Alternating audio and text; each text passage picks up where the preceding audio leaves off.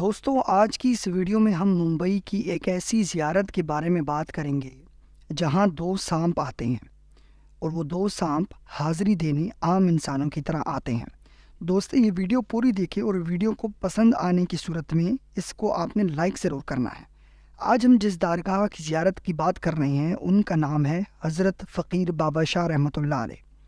آپ آل نبی صلی اللہ علیہ وسلم اور اولاد علی رضی اللہ تعالیٰ عنہ کی نسل میں سے ہیں۔ روایتوں میں آتا ہے کہ آپ اللہ کے نہایت بزرگ بندے تھے جنہوں نے اپنی ساری زندگی اللہ کی یاد میں گزار دی۔ آپ نے جوانی اور بڑھاپے کا بیشتر حصہ عبادت میں گزارا ہے۔ دوستوں، کہا جاتا ہے کہ حضرت فقیر بابا شاہ ممبئی کے شہر امراہ میں جو پہاڑی علاقہ کہلاتا ہے وہاں پر عبادت کیا کرتے تھے۔ یہاں ایک چھوٹا پہاڑی سلسلہ ہے اور آپ کا بیشتر حصہ انہی پہاڑوں کے درمیان میں گزرا ہے۔ آپ کی وفات کے بعد جہاں آپ اللہ کی عبادت کیا کرتے تھے وہاں ہی آپ کا مزار بنایا گیا ہے۔ کہا جاتا ہے کہ جب آپ کا انتقال ہوا تو آپ کے علاقے کے ایک بزرگ بندے کو خواب میں بشارت ہوئی، جس نے آپ کو بتایا کہ مجھے وہیں دفن کیا جائے، کیونکہ میں نے زندگی کا بیشتر حصہ وہیں پہ گزارا ہے اور اس جگہ سے مجھے ایک بہت مانوسیت سی ہے۔ ممبئی میں اس وقت ترقیاتی کام زوروں پر جاری تھا۔ اس پہاڑ پر بھی کام ہو رہا تھا، لیکن علاقے والے لوگوں کی محنت سے لوگوں نے آپ کو وہیں دفنانے کا فیصلہ کیا اور آج آپ کا مزار اسی جگہ پر ہے۔ دوستو، تو اب بات کرتے ہیں کہ مزار پر جہاں انسانوں کی قطار در قطار رش لگی رہتی ہے، وہیں پر اسی مزار پر جانور بھی سلامی دینے آتے ہیں۔ کہا جاتا ہے کہ اکثر آپ کی زیارت پر دیکھا گیا ہے کہ کچھ جانور، اور جو جانور وہ والے جو سب سے خطرناک جانور کہلائے جاتے ہیں، یعنی کہ دو سانپوں کو وہاں پر دیکھا گیا ہے۔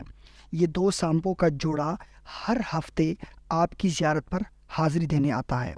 علاقے والوں کا کہنا ہے کہ یہ سانپ کافی عرصے سے دیکھے جا رہے ہیں اور وہ جب بھی آتے ہیں تو اس وقت انسانوں کا رش تھوڑا کم ہوتا ہے۔